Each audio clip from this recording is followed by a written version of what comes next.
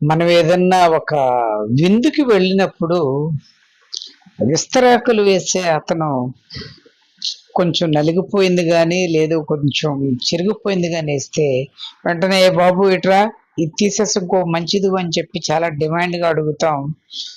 తర్వాత మనకి ఇష్టం వచ్చిన పదార్థాలని హ్యాపీగా ఆరగించిన తర్వాత ఆ విస్తరాకుని బాగా నలిపేసి చెత్తబుట్టలో పడేస్తాం.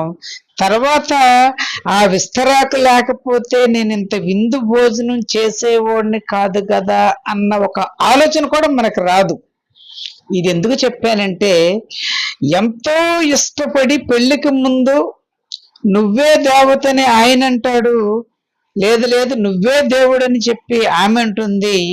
వాళ్ళిద్దరూ కలిసిన తర్వాత పెళ్లి చేసుకొని ఒక పాపకో బాబుకో జన్మనిచ్చిన తర్వాత చిన్న కారణాలు, ఇది వరకంటే చాలా పెద్ద పెద్ద కారణాలు చూపించేవాళ్ళు, చిన్న కారణాలకి ఈగో ప్రాబ్లమ్స్ కి డైవర్స్ తీసేసుకొని మీ జీవితాలకి రిలీఫ్ వచ్చిందన్న హ్యాపీ మూడ్ లో పడిపోయి మీ ద్వారా పుట్టిన ఆ పాపనో ఆ బాబునో అనాథని చేస్తున్నారన్న సంగతి మర్చిపోతున్నారు.